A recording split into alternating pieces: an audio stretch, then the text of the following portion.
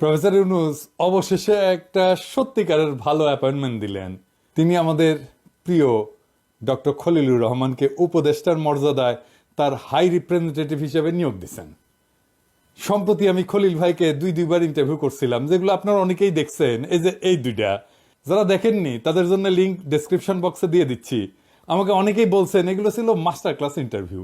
খলিল ভাই, আপনাকে প্রাণ ঢালা অভিনন্দন, শুভেচ্ছা। বাংলাদেশের 1 নম্বর আন্তর্জাতিক সমস্যা অর্থাৎ রোহিঙ্গা সমস্যার গুরুভার এখন আপনার স্কন্ধে। সেই সাথে যোগ হয়েছে অগ্রাধিকারমূলক বিষয়াবলী। হাই রিপ্রেজেন্টেটিভ পদবিটা অত্যন্ত উপযুক্ত হয়েছে। এতে কইরা দেশে বিদেশে উভয় জায়গাতেই প্রধান উপদেষ্টার উচ্চ প্রতিনিধি হিসাবে আপনি দায়িত্ব পালন করতে পারবেন। এই বিশাল দায়িত্ব পালনে সূক্ষ্ম এবং জটিল কূটনৈতিক দক্ষতা এবং ব্যাপক জাতীয় এবং আন্তর্জাতিক অভিজ্ঞতার প্রয়োজন। আপনারা সবাই বুঝতেছেন, এর শতভাগ আপনার আছে খলিল ভাই। এছাড়া তত্ত্বাবধায়ক সরকারের প্রধান উপদেষ্টার দপ্তরে নিবিড়ভাবে কাজ করার পূর্ব অভিজ্ঞতাও আপনার আছে। এটা হয়তো অনেকেই জানে না। তাই আপনি এই দায়িত্ব পালনে পুরোপুরি সফল হবেন সে বিষয়ে আমি নিঃসন্দেহ। 6টা কারণে আমি খলিল ভাইয়ের এই নতুন দায়িত্ব গ্রহণে আনন্দিত। আসেন দেখি সেগুলো কি কি। প্রথমত, জুলাই বিপ্লবে তার অবদান। আপনারা পর্দায় যে বিধ্বংসী পিনাকিকে দেখছেন, সেই পিনাকির সারথি ছিলেন খলিল ভাই। আমি নিজেকে বলি অর্জুন আর খলিল ভাইকে শ্রীকৃষ্ণ। এটা একটু ব্যাখ্যা করি। গল্পটা মহাভারতের। চাচাতো ভাইদের মধ্যে রাজ্য নিয়ে যুদ্ধ। এক পক্ষের সেনাপতি অর্জুন। অর্জুন ভালো ধনুর্ধর, ভালো যোদ্ধা, কিন্তু বিপক্ষে অনেক বীর আছে যারা অর্জুনের চাইতে খারাপ না যুদ্ধবিদ্যায়, ধনুর্ধর হিসাবেও খারাপ না, কেউ বরং ভালো। তো এই অর্জুনকে শ্রীকৃষ্ণ বিজয়ী করবেন, এমনভাবে বিজয়ী করবেন যে সাফল্যটা অর্জুনের বলে মনে হয়। তো ভগবান হইয়াও তিনি অর্জুনের রথের সারথি হন, পুরা যুদ্ধে পরামর্শ দিয়া, উপদেশ দিয়া, কাউন্সেলিং কইরা, এমনকি অর্জুনের প্রাণ বাঁচায় শ্রীকৃষ্ণ অর্জুনকে যুদ্ধ জয় করে দেন। শ্রীকৃষ্ণ না থাকলে ওই যুদ্ধে অর্জুনের বিজয়ী হওয়ার বিন্দু মাত্র সম্ভাবনা ছিল না। এই যুদ্ধের শুরুতে তো বিপক্ষ শিবিরে আত্মীয় স্বজন দেইকা অর্জুন ধনুর্বাণ ত্যাগ করে বলছে, তাইলে হালায় যুদ্ধেই যাবো না। তারে যুদ্ধে নামানোর জন্য যা যা কইয়া শ্রীকৃষ্ণ অর্জুনকে মোটিভেট করেছিল, সেটাই হইতেছে গীতা। যাই হোক, গত 3 বছর খলিল ভাইয়ের সাথে আমার দিনে অন্তত 1.5 থেকে 2 ঘন্টা কথা হইতো। অফিস থাকলে আমি অফিসের শেষে জিমে যাই, আপনারা জানেন। জিম থেকে বাইরে হইয়া আমি হাঁটতে হাঁটতে খলিল ভাইকে কল দিতাম। সেই কলটা আইসা বাসায় আইসা শেষ হইতো আমার ডিনারের আগে আগে। মাঝে ডিনার করতে করতে ওনার সাথে কথা চালায় যেতাম। কিভাবে কখন কোন ন্যারেটিভ যাবে সেটা ঠিক করতাম আমরা, একে অন্যকে চ্যালেঞ্জ করতাম। খলিল ভাই গ্রাউন্ড লেভেল থেকে প্রত্যেকটা এপিসোডের ফিডব্যাক নিয়ে দিতেন আমাকে প্রত্যেক দিন। আরো একজন দিতেন আমাকে ফিডব্যাক, তিনি হচ্ছেন শফিক রেহমান। কোন কথা কিভাবে বলতে হবে, কোনটা ভালো হয়েছে, কোনটা অতটা ভালো হয়নি, খুঁটায় খুঁটায় ফিডব্যাক দিতেন শফিক ভাই। সেজন্যই আমার এপিসোডগুলো দিনে দিনে দিনে দিনে মান বাড়তো। আমার মতো মাথা গরম মানুষকে মাথা ঠান্ডা করে শিখিয়েছেন খলিল ভাই, আইডিয়া দিয়া, উপদেশ দিয়া। সর্বোপরি ফ্যাসিবাদ নির্মূলের আশার প্রদীপটা নিরন্তর জ্বালায় রেখা তিনি আমার পাশে ছায়ার মতো থাকছেন সবসময়। তার সঙ্গে যে সব বিষয়ে আমার মতের মিল হয়েছে তা কিন্তু না, কিন্তু ভিন্ন মতকে সম্মান দেখানোর একটা অসাধারণ গুণ খলিল ভাইয়ের আছে, যেটা আমি অনেকের মধ্যে দেখতে পাই না। ফ্যাসিবাদের পতনের ঠিক আগে তার কাছ থেকে একটা দারুণ আইডিয়া পাই। আমি সাথে সাথে আইডিয়াটা প্রফেসর ইউনূসের সাথে শেয়ার করি।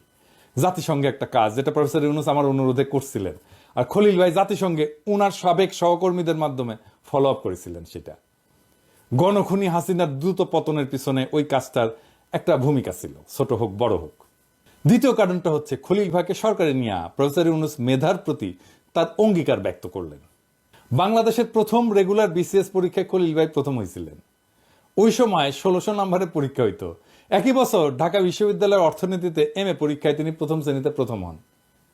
3 বছরের কম সময়ের মধ্যে আমেরিকার 2টা শীর্ষ শিক্ষা প্রতিষ্ঠান থেকে তিনি আইন এবং কূটনীতিতে এমএ এবং অর্থনীতিতে পিএইচডি ডিগ্রি অর্জন করেন। এবং তারপরে অনেকে থেকে যায় আমেরিকায়, উনি থাকেন নাই, দেশে ফিরে আসেন। এরপর বাংলাদেশ সরকার এবং জাতিসংঘের বিভিন্ন গুরুত্বপূর্ণ পদে তিনি সাফল্যের সঙ্গে কাজ করেন। এই যে আপনারা দেখেন না যে আমাদের গার্মেন্ট সেক্টর এত দ্রুত প্রসার লাভ করলো, তার একটা প্রধান কারণ হচ্ছে বিশ্বের বাজারে শুল্কমুক্ত প্রবেশাধিকার পাওয়া।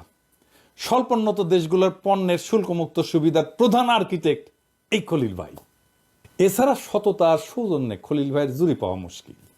উনার সাথে 3 বছর আমার যে আলাপগুলো হয়েছে, প্রত্যেকটা আলাপ থেকে কিছু না কিছু আমি শিখছি। যা আমার চিন্তাকে গড়ে তুলছে। তৃতীয় কারণটা হচ্ছে রোহিঙ্গা ইস্যুটাকে প্রফেসর ইউনূস তার সর্বোচ্চ অগ্রাধিকার সমূহের সাথে যুক্ত করছেন। আগে তিনি বলছেন যে এটা হচ্ছে বাংলাদেশের সবচেয়ে বড় আন্তর্জাতিক সমস্যা, আমাদের জাতীয় নিরাপত্তার ইস্যুটাও এটার সাথে গভীরভাবে জড়িত। নির্মম গণহত্যার শিকার একটা অসহায় জনগোষ্ঠীর নিরাপদে এবং সকল অধিকার সহ প্রত্যাবর্ষণের বিষয়টা নিয়ে গণখুনি হাসিনা কোনো ধরনের উল্লেখযোগ্য উদ্যোগী নেয় নাই। এবং ডাইনি রোহিঙ্গাদের আশ্রয় দিছিল নোবেল পুরস্কার পাওয়ার অসৎ এবং কুৎসিত আকাঙ্ক্ষায়। নোবেল পাওয়ার কারণে প্রফেসর ইউনূস সারা বিশ্বে বাংলাদেশের মুখচ্ছবি হিসেবে আবির্ভূত হয়েছেন, এমনকি মুজিবের ইমেজকেও অনেক গুণ ছাপায় গেছেন তিনি। এইটা হাসিনার গায়ে জ্বালা ধরায় দেয়। কিন্তু যখন সে দেখলো যে এই পুরস্কার পাওয়ার কোনো উপায় বা সম্ভাবনা নাই, তখন থেকে রোহিঙ্গা ইস্যুকে সে চরম অবহেলার দৃষ্টিতে দেখছে। এ বিষয়ে ইন্ডিয়ার লাইনকে সে অন্ধভাবে অনুসরণ করছে। এমনকি গণহত্যাকারী ঘৃণিত মায়ানমার জান্তা, যারা কিনা বাংলাদেশের সাথে চরম শত্রুতামূলক আচরণ করছে, তাদের কাছে নতজানু হয়ে থাকছে। ফলে জাতীয় এবং আন্তর্জাতিক অগ্রাধিকার তালিকা থেকে এই ইস্যুটা প্রায় খসে পড়ছে। প্রফেসর ইউনূসকে শুকরিয়া, তিনি এই টপ প্রায়োরিটি ইস্যুটাকে পুনরুজ্জীবিত করার মহৎ উদ্যোগ গ্রহণ করছেন এবং খলিল ভাইয়ের মতো একজন মেধাবী, দক্ষ এবং যোগ্য ব্যক্তিকে এই দায়িত্বটা দিচ্ছেন। চতুর্থ কারণ হচ্ছে যে খলিল ভাইকে সরকারে নেওয়ার মাধ্যমে দেরিতে হইলেও প্রফেসর ইউনূস জুলাই বিপ্লবে বেসরকারি বিশ্ববিদ্যালয়ের অবদানকে স্বীকৃতি দিলেন। আন্দোলনে বেসরকারি বিশ্ববিদ্যালয়ের ছাত্রছাত্রীরা বিশাল ভূমিকা পালন করছেন, তাদের অনেকে আত্মদান করছেন। এর মধ্যে আছে ইস্ট ওয়েস্ট বিশ্ববিদ্যালয়ের ছাত্র শিক্ষক কর্মকর্তাদের একটা বিরাট অবদান। খলিল ভাই এই বিশ্ববিদ্যালয়ের অন্যতম প্রতিষ্ঠাতা এবং ট্রাস্টি বোর্ডের একজন সদস্য। 5 নম্বর কারণ হচ্ছে দীর্ঘকাল প্রবাসে থেকেও খলিল ভাই খাঁটি বাংলাদেশী রয়ে গেছেন। বছর 4 আগে তিনি আমেরিকান নাগরিকত্ব লাভের যোগ্যতা অর্জন করছিলেন, তা সত্ত্বেও তিনি আমেরিকান নাগরিকত্বের জন্য আবেদন করেননি। আমি মেলাবার জিজ্ঞেস করছি উনাকে কারণটা, উনি এড়ায় গেছেন। একবার উনি বলছেন যে আমেরিকান নাগরিকত্ব গ্রহণের শপথ গ্রহণের প্রক্রিয়ায় বাংলাদেশের নাগরিকত্বের সাথে সকল সম্পর্ক ছিন্ন করতে হয়। এক সময় জাতিসংঘে বাংলাদেশের পতাকা হাতে নিয়ে নিজ দেশে প্রতিনিধিত্ব করছেন, সেই কারণে বাংলাদেশের সাথে তার সম্পর্ক ছিন্ন করাটা তার পক্ষে কষ্টকর বোধ হয়েছে। এখনো তাই তার হাতে শুধু বাংলাদেশের পাসপোর্ট, অন্য কোনো দেশের পাসপোর্ট নাই। আর শেষ কারণটা হচ্ছে যে খলিল ভাইয়ের সাথে আমার সাম্প্রতিক 2টা টক শো, মানে যেটাকে আমি শ্যাডো ক্যাবিনেট বলছিলাম, সেটা খুব পপুলার হয়েছিল। আমার শ্যাডো ক্যাবিনেট থেকে একজন এক্সপার্ট ক্যাবিনেটে যাইতেছেন। বিভিন্ন বিষয়ে খলিল ভাইয়ের গভীর জ্ঞান, অভিজ্ঞতা এবং ব্যক্তিত্ব ব্যাপকভাবে প্রশংসিত হয়েছিল। কিন্তু ওই টক শো এর পরে অনেকে আমাকে ব্যক্তিগতভাবে বলছেন যে এটা ছিল মাস্টার ক্লাস ইন্টারভিউ। অসংখ্য শ্রোতা কমেন্ট করছিলেন প্রফেসর ইউনূস যেন খলিল ভাইকে তার সরকারে অন্তর্ভুক্ত করেন। তিনি তাদের চাওয়া পূর্ণ করছেন। আমার এবং আমার শ্রোতা দর্শকদের তরফ থেকে প্রফেসর ইউনূসকে এই জন্য অতিরিক্ত সাধুবাদ জানাচ্ছি। এইবার কলে লাইন ধরতে পারে কেউ কেউ আমার চ্যানেলের শ্যাডো ক্যাবিনেটে আসার জন্য, বুঝছাও।